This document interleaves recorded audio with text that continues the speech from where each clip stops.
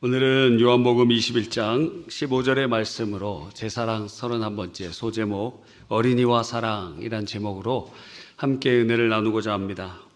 오늘 본문에서 예수님께서 내 어린 양을 먹이라 주님이 말씀하십니다. 예수님 3번이나 부인했던 베드로에게 3번 네가 나를 사랑하느냐 물으실 때 첫 번째 베드로의 대답에 대해서 주님은 내 어린 양을 먹이라 말씀하시는 것입니다. 여기서 내는 예수님의 그 양이, 어린 양이 예수님의 소유임을 보여주고, 어린 양, 이것은 넓은 의미의 베드로에게 맡겨주신 그러한 성도들을 의미하고, 미성숙하고 연약한 그 성도들, 그것을 어린 양으로 표현하고 있습니다. 또 먹이라 하는 것은 돌보고 양육하고 성장하도록 지도하라는 것이죠. 이때 3가지가 반드시 필요한데 하나님의 말씀, 그리고 기도, 그리고 사랑입니다. 이 3가지를 통해서 양육하고 성장시킵니다. 특별히 우리가 살고 있는 지금 시대에 실제적으로 어린이들이 예수님을 모르는 시대에 살고 있습니다. 어린이가 희귀한 시대, 로서 영적으로는 어린이가 미전도 종족이 되어버린 때인 것입니다. 부천시의 인구 중에 영유아부 어린이들까지 합쳐서 부천시 총 인구가 2010년대 83만 정도에서 정점을 찍었다가 지금 한 77만, 70만 명대로 떨어졌습니다. 다 인천, 다른 광명시, 서울, 일산 등으로 이렇게 이동한 것 같습니다. 여러 이유가 있겠죠. 그런데 그 중에 약 10% 전후에 어린이, 그러니까 초등학교 그리고 영유아, 영세부터 그 모든 사람 합쳐야 7만 명 정도 된다는 통계가 있습니다. 그러니까 이들이 점점 퍼센트가 줄어들고 있어요. 지금 고령화 사회로 정말 유럽의 흑사병으로 사람들이 많이 죽어갔는데 그 죽어가는 속도보다 더 빠르게 고령화 사회로 저출산으로 우리나라가 심대한 위기에 처해 있습니다. 우리가 직면할 수 있는 것은 여러분이 아마 초등학교 때 조회할 때는 운동장에 꽉 찼죠? 지금은 절반도 안 찹니다. 절반이 뭡니까? 3분의 1 찰까 말까. 그런 식으로 줄이 저 끝에 스탠드까지 연결이 되었었는데 그게 3분의 1로 잘려 있는 정도예요. 그래서 그 부모들이 다녔던 학교 때를 생각하고 애들 전교 이렇게 모인 걸 이렇게 보면은 깜짝 놀랍니다. 눈으로 보이기 때문에. 자, 그런데 그 7만 명의 어린이들 중에 교회 다니는 친구가 몇 명이냐? 코로나 이후에 6만 몇천 명이 교회를 안 다닙니다. 그러니까 10%도 교회 안 다니는 것 같아요. 굉장히 지금 위기에 처해 있다고 할 수 있는 것입니다. 미전도 종족이 되어버렸어요. 옛날에는 교회 그래도 무슨 선물이라도 주고 크리스마스 뭐라도 한 번씩 교회 오던 그런 분들 여러분도 어렸을 때 기억이 있지 않습니까? 근데 지금은 아예 교회에 문지방을 넘은 사람도 되게 많고 예수님을 처음 듣는 애들도 많습니다.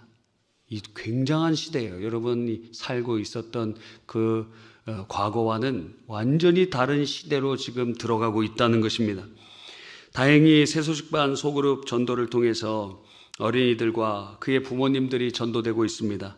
그러므로 베드로에게 부탁하신 내 어린 양을 치라. 이것은 본질적으로 신앙이 어린 초신자들이나 약한 성도들을 의미하지만 실제로 우리 교회에서는 어린이들이 이 어린 양에 들어간다고 해도 틀린 적용이 아닌 것입니다. 물론 말씀과 우리가 기도와 그리고 사랑으로 그들을 양육할 때 그럼 어떻게 해야 되는가? 우리는 예수님께서 이 구속사를 통해서 사랑을 보여주시는 것을 추적해 가면서 그 사랑을 적용하고 있습니다. 즉 우리가 지난주까지 부활을 통한 주님의 사랑을 보았는데 예수님 부활하시고 승천하시기까지 40일 동안 하신 그 일을 요약해 보면 어린이들에게 어떠한 사랑을 우리는 적용하고 실천할 수 있을지를 발견하게 되는 것입니다.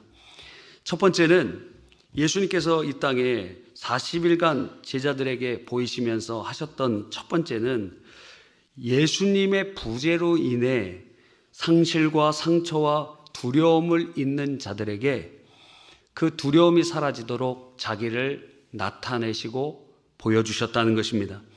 예수님의 십자가의 죽으심은 제자들에게는 절망이었고 죽음의 공포였고, 왜냐하면 예수님이 십자가에 못 박혔기 때문에 예수님을 따르는 우리들도 저렇게 죽을 수 있겠구나 하는 공포심이 있었다는 것입니다. 그런데 예수님께서는 부활의 주님이 여제자들에게 먼저 자신을 나타내시고 숨어 모여서 숨죽이고 있던 남자 제자들에게 나타나시고 부활을 믿지 않았던 도마에게도 주님께서 찾아가셔서 주님이 너 이 못자국에 손 넣어보고 창자국에 손 넣어보고 믿음 없는 자가 되지 말고 믿음 있는 자가 되라 하시며 주님께서 자기의 부활하심을 보여주셨습니다. 심지어 고린도전서 15장 5절로 8절에 보면 500여 형제에게 주님께서 그들이 볼 수 있도록 나타내셨다 하시며 주님의 부재가 아니라 주님의 부활을 그들과 함께 계심을 그들을 통해서 주께서 은혜를 베풀어 주신 것입니다. 여러분, 그래서 어린이들에게 양육자의 부재는 굉장한 상처가 되고 결핍이 되고 두려움이 됩니다. 어떤 영상을 보니까 한 4살, 5살 정도 되는 아기가 갑자기 영상에 나와서 거실에 나와서 그 엄마한테 막 땡깡을 부리는 겁니다. 그럼 보니까 왜 땡깡을 부리고 삐졌는가 하니 엄마가 같이 자고 있었는데 일어나 보니까 없는 거예요. 그래서 엄마를 찾고 무서움에 이렇게 좌우를 둘러보고 근데 나와 보니까 있으니까 괘씸한 마음이 든다는 거예요. 여러분, 아이에게 부모의 부재는 이러한 두려움을 주는 것입니다. 부모님이 어떻게 부재가 될까요? 부모가 맞벌이를 하면서 자녀들이 방치되는 경우들도 있죠. 상당히 많이 있습니다. 그것이 상처가 돼요. 또 사망하는 경우도 있죠. 부모님이 일찍 사망하시면 그 빈자리가 채워지지 않습니다. 또 부모의 이혼이나 심지어 부모님이 장기간 병원에 입원하는 질병의 상태에 있더라도 마땅히 그들이 받아야 될 사랑의 결핍이 생길 때 그들은 그것이 상처가 되고 아픔이 되고 두려움이 될 수 있다는 것이죠. 영적으로도 마찬가지죠. 저도 이렇게 주일학교 다녔을 때 거의 선생님들 기억이 안 나는데 꼭 기억나는 아무개 선생님이 있습니다. 그 선생님은 누구냐면 교회에 상당히 많이 빠진 선생님이에요. 그래서 우리들은 2부 공과 시간에 뭐라고 하냐면 아무개 반은 옆반이랑 합반하세요. 제일 듣기 싫은 말입니다. 그래서 우리 주일학교 교육자님이 그 말씀 하셨어요. 사역을 부흥시키려고 열심히 하지 말고 처음 맡았으면 끝까지 해라. 끝까지. 중간에 사라지지 말고 끝까지 하라. 왜냐하면 그것이 영혼의 상처가 됩니다. 영혼의 상처가 돼요. 영혼의 양육자가 중요한 것입니다. 그러므로 그 빈자리, 어린이들 옆에 있어야 되는 자리에 부모가 있어야 되고 교사가 있어야 되고 어린이를 사랑하는 우리들이 있어야 되는 것입니다. 물론 부모님들 굉장히 힘들죠. 어린이날 저도 자녀들이 지금 이제 어린이들 다 졸업했습니다. 저희 자녀는 우리 스스로에게 박수를 쳐주고 싶어요. 저는 어린이 졸업했습니다. 그런데 어린이날 이렇게 저도 이렇게 나가보면은 막히기도 하고 답답하잖아요. 근데 자세히 제가 다른 가정들을 보면 거의 행복한 가정이 없고 대부분 아빠들이 화를 내요. 거의 내일 나가보십시오. 어린이날에 남자들, 그 아빠들 한번 보세요. 다 화를 내요. 막 짜증을 내고 있어요. 왜냐하면 지금 가족이랑 이렇게 한꺼번에 나오는 것도 많지 않았고, 그리고 그날따라 애들이 상당히 이렇게 몸부림을 많이 칩니다. 막 힘들다 그러고 저기 가는 솜사탕 사달라 그러고 저 풍선 사달라 그러고 저거 사달라 그러고 막 뒤집어지고 막 그런다는. 그러면 조금 참았다가 좋은 마음으로 나왔다가도 이게 갈등이 일어나고 그 부인이랑도 막 다투게 되고 그러면서 막 얘기하는 거예요. 그러니까 나오지 말라 그랬지. 너 얼른 빨리 집에 가. 그럼 집에 가.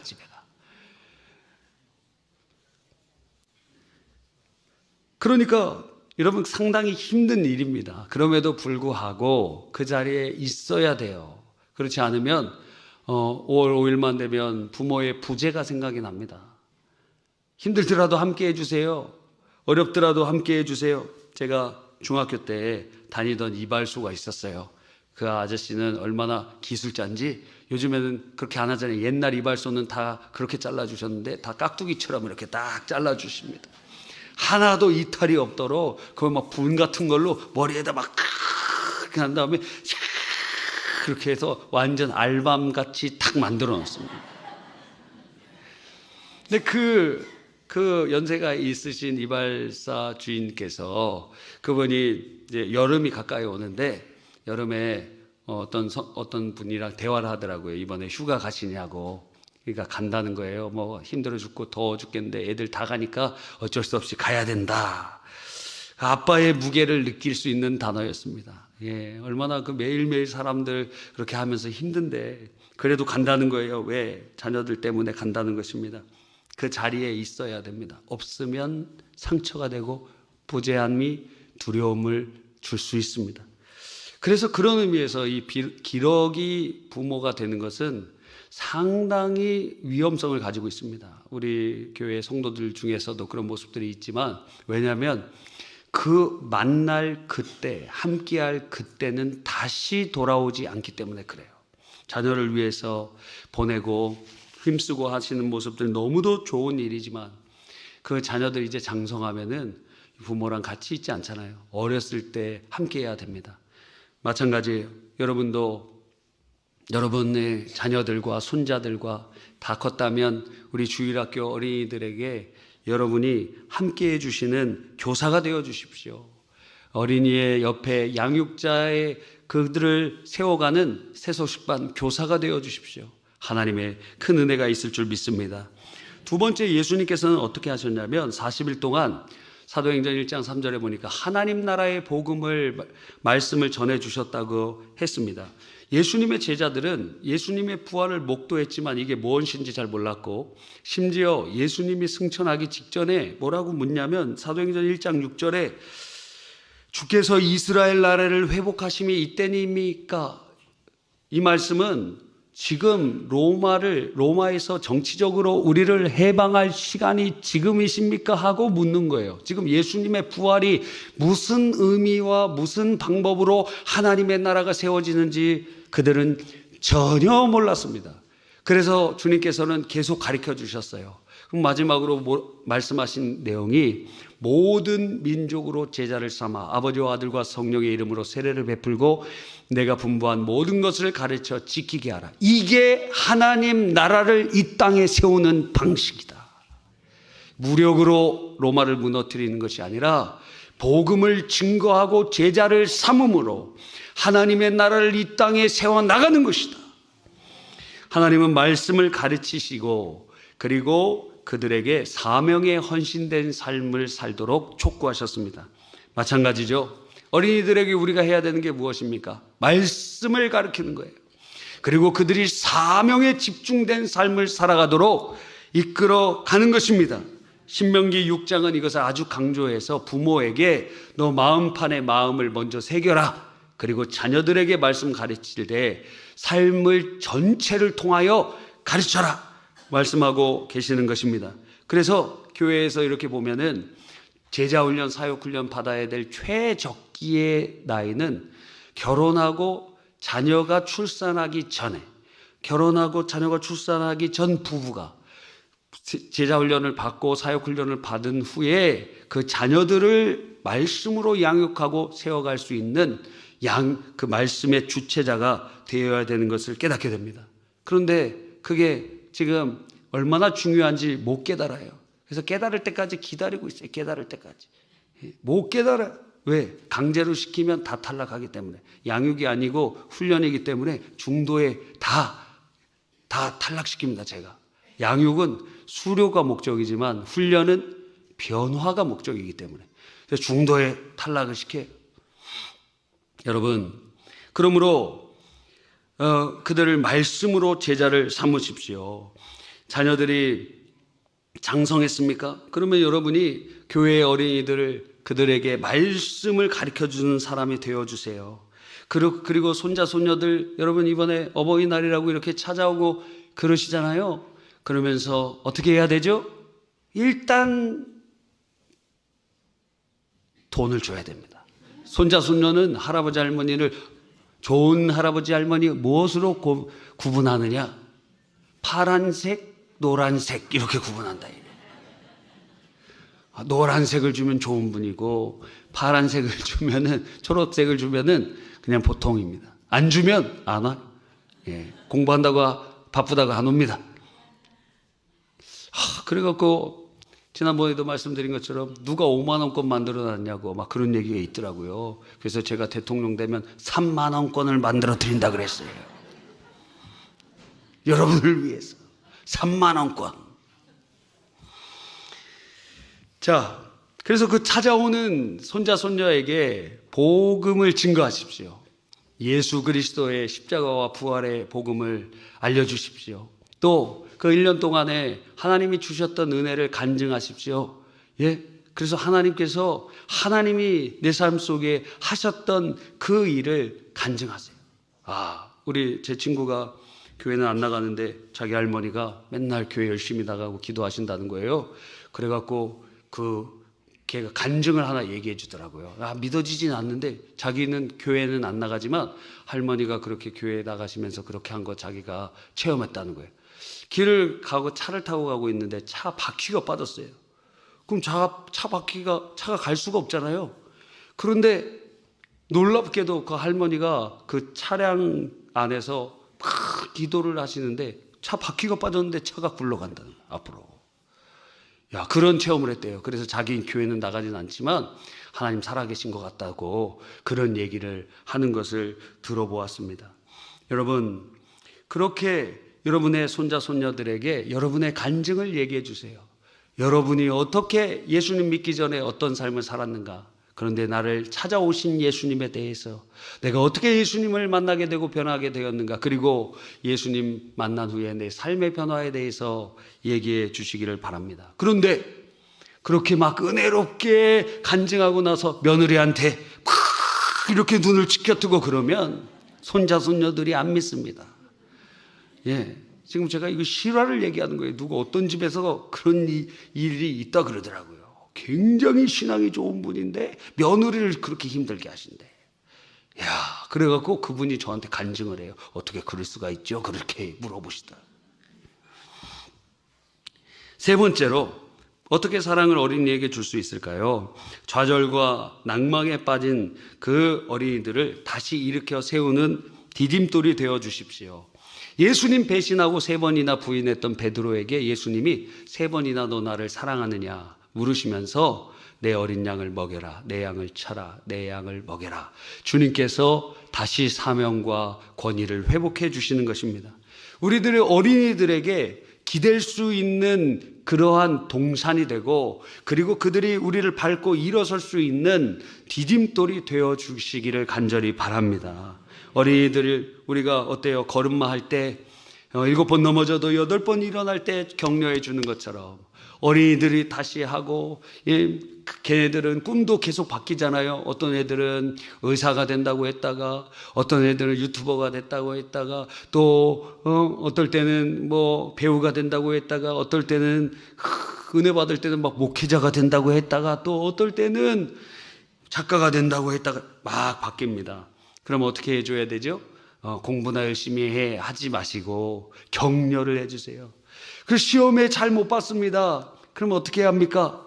격려를 해주세요. 여러분이 대신 시험을 봐줄 수도 없고, 그리고 그것을 바꿀 수도 없어요, 결과를. 그들을 격려해 주시면서 다시 일어날 수 있는 디딤돌이 되어 주시기를 간절히 바랍니다. 여러분이 우리 이 자리에 계신 분들 중에서는 대부분 자수성가 하신 분들이잖아요. 나 부모한테 덕 받았고 나는 그 굉장히 부모님이 부자여서 나는 부모 덕을 많이 받다. 손 들어보세요. 이야, 다 자수성가 하셨어요. 다 자수. 얼마나 힘든 시간을 보내오셨습니까? 그래서 여러분이 자녀들 힘들더라도 사교육도 시키고 하는 것이 그거잖아요. 내가 이렇게 혼자 아무도 도와주지 않는 상황에서 이 길을 걸어올 때 너무 힘들어서 그 자녀들은 내가 디딤돌이 되어서 그들은 조금 더 평안한 삶을 살기를 원하는 거 아닙니까? 그래서 여러분이 우리 주일학교 어린이들 이렇게 바라볼 때 걔네들 낙심하고 낙마하고 있을 때 좌절해 있는 친구들을 일으켜 세우는 디딤돌, 여러분의 자녀와 손자들의 디딤돌이 되어주시기를 바랍니다. 네 번째로 예수님께서 아주 재밌는 모습을 보여주십니다. 자, 21장 9절에 보니까 예수님이 지금 다시 사명의 자리를 도망치고 원래 자기 물고기 잡으러 있었던 갈릴리로 도망간 그 제자들 밤새 물고기 한 마리 못 잡았지만 그 주님의 말씀을 듣고 그물을 펼칠 때 마치 처음 주님을 부르실 때와 똑같이 그물이 가득 차게 됩니다. 그때 예수님은 어디 계셨냐면 해변가에 있으셨어요. 뭘 하셨느냐? 9절에 보니까 육지에 올라와 보니 숯불이 있는데 그 위에 생선이 놓였고 떡이 있더라. 이거 누가 준비한 것이냐면 예수님이 준비하신 거예요. 12절에 예수께서 이르시되 와서 조반을 먹으라. 조반이 뭡니까? 아침입니다. 아침 먹으시는 분. 성경적이에요. 지금 예수님이 조반을 차려주셨어요. 남편한테 아침도 차려달라 그러면 이혼 사유야 이렇게 얘기하는 것은 성경적이지 않습니다.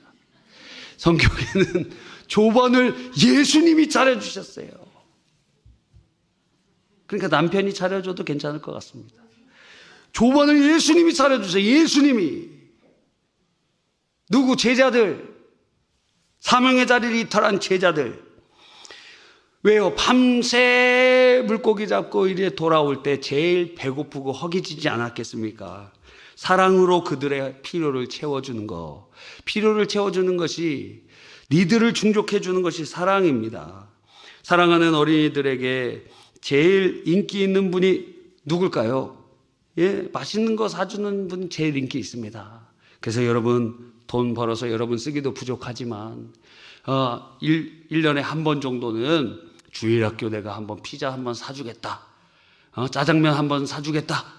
여기 여의도 순복음교회 중동성전 저기는 매주마다 애들 짜장면 먹여주더라고요. 매주. 지금 아마 5월 5일 날은 무슨 막 여러 가지 뭐 기구들도 불러오고 그러는 것 같습니다. 예, 여러분 돈 많이 벌어갖고 여러분 좋은 뭐 집에 살고 그런 것도 다 좋죠. 그런데 어린이들의 필요를 채워주는 거, 그거 우리가 이 땅에서 어린이들을 세워가는 사랑의 방편이 되는 것입니다. 애들 뭐 좋아합니까? 피자도 좋아하고 치킨도 좋아하고 요즘에는 또 입도 고급이 돼갖고 여자애들은 마라탕을 좋아해요. 마라탕 아세요? 입에 얼얼해지는 탕 있잖아요. 마라탕. 예. 옛날에는 떡볶이 좋아했는데 요즘 마라탕입니다. 자, 그렇게 사주세요.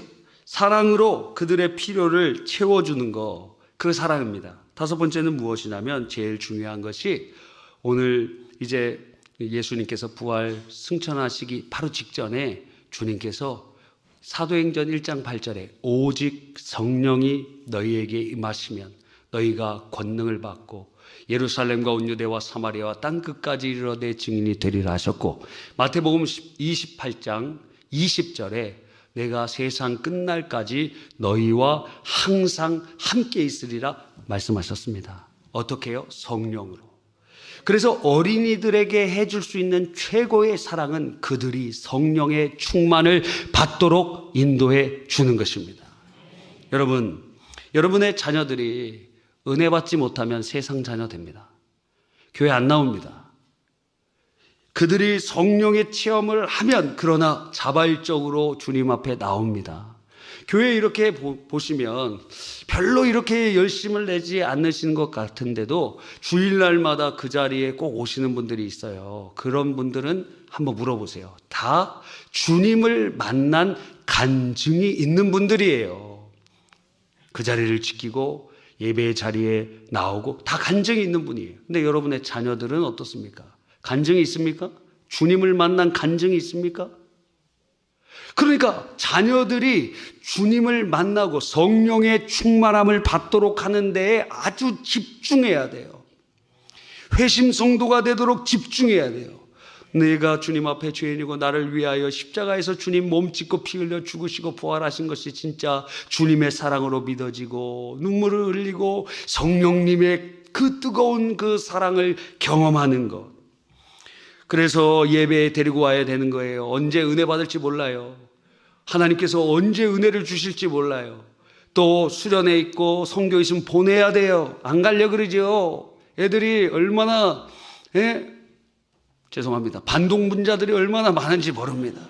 그래서 엄마들이 너 이번에 수련회 갔다 오면 옷 사줄게, 뭐 핸드폰 바꿔줄게, 그래갖고 어르고 달래갖고 보내는데도 어떤 애는 가서 도망쳐 와요. 막 산을 넘고 막 그렇게. 야, 어떨 때 우리 수련회 갔는데 4명이 탈주했습니다. 그래서 붙잡힐까봐 도망치는 것을 발각되지 않도록 자기 책가방을 다 거기다 놓고 거기 남아있는 누구한테 너에게 후를 부탁한다. 내 책가방 부탁한다. 그리고 4명이 도망친 거 도망쳐갖고. 야,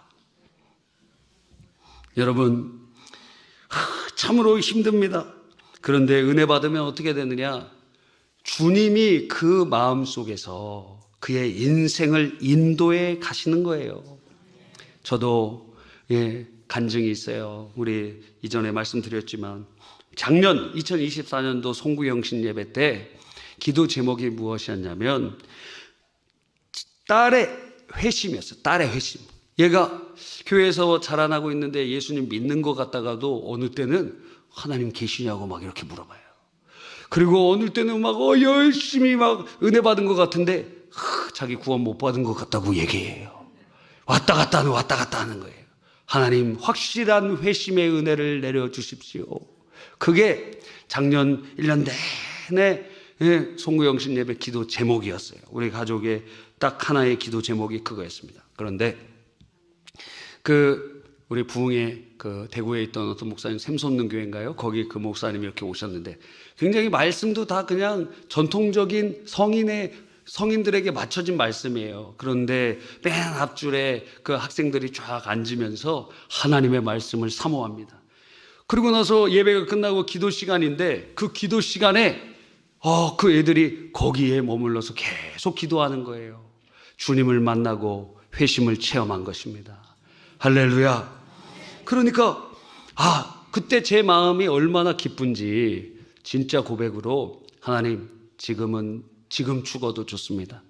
왜냐하면 부모가 자녀들을 평생 사랑하지만 어떻게 케어해 줄 수 없잖아요.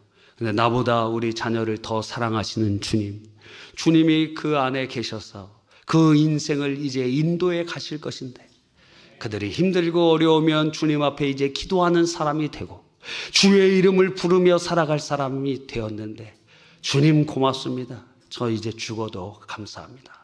진짜 진실로 그런 고백이 나오더라고요. 여러분, 자녀가 예수 믿고 성령 충만받고 회심의 경험이 있고 성령님의 인도를 따라 살 수 있다면 여러분이 자녀들에게 할 것 다 했습니다. 다 했어요. 왜? 하나님이 이끌어 가실 것이기 때문에 그렇습니다. 여러분, 그러므로 자녀들이 성령 충만 받을 수 있도록 우리가 기도하고 그리고 그들을 이끄는 것, 그게 사랑이라는 것입니다. 결론입니다. 지금도 늦지 않았습니다. 자녀가 장성했어요? 그럼 손자, 손녀에게 집중하세요. 손자, 손녀도 이미 컸어요? 그러면 교회 주일학교 학생들 있잖아요. 또 세소식반 교사가 되어 주십시오. 그럴 때, 그래서 그것을 통해서 주님의 사랑을 나타내 주세요.